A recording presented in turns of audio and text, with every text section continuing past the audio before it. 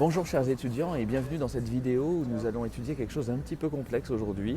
Ce sont les verbes trivalents qui fonctionnent avec deux compléments renvoyant à des groupes nominaux obligatoires, donc comme permettre, rendre possible ou interdire. Donc pour que ce soit plus simple, j'ai indiqué ces compléments de couleurs différentes, le rouge et le vert. Le rouge c'est le datif, donc c'est à quelqu'un, jemandem avec le M, et etwas c'est l'accusatif, c'est le quelque chose.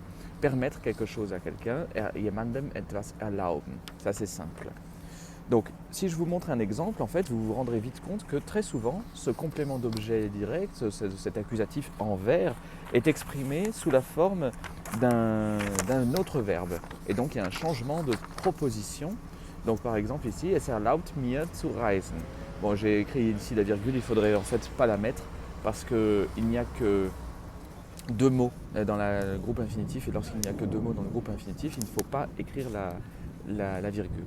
Donc vous voyez, changement de proposition, et pourtant cette nouvelle proposition est bien l'objet du verbe erlauben. Donc ici, tout le jeu va consister à savoir si vous savez ou non distinguer les propositions. C'est souvent ce qu'on voit le rater dans les copies. Donc ici, j'ai écrit une phrase un petit peu plus complexe pour que vous puissiez voir. Oh là là, es erlaubt heute der Regierung schnell zu agieren. Ça permet au gouvernement aujourd'hui d'agir rapidement. Donc ici on a bien le rapidement qui porte sur le agieren, le schnell porte sur le agieren, et le jetzt, le heute porte sur le erlauben. Ça permet aujourd'hui de faire ceci ou cela. Donc à chaque fois il faut que vous vous demandiez, si vous faisiez la phrase en français, ça permet aujourd'hui, petite pause, d'agir rapidement. Donc il faut à chaque fois que vous fassiez ce jeu.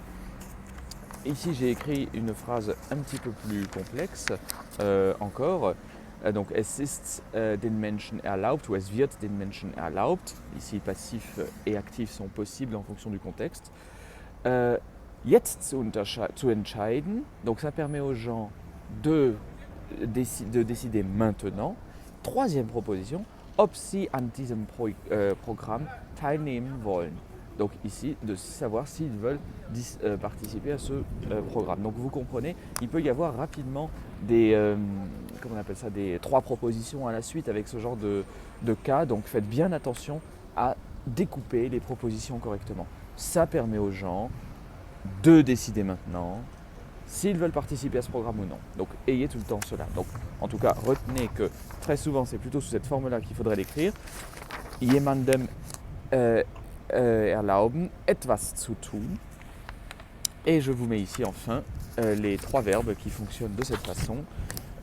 C'est erlauben, ermöglichen et verbieten. Donc vous devez bien comprendre que si vous les employez, on va être très attentif à savoir si vous les employez bien, et si vous les employez et que vous réussissez, bien sûr, votre récompense sera grande dans le royaume du concours. À bientôt et bon week-end de Pâques.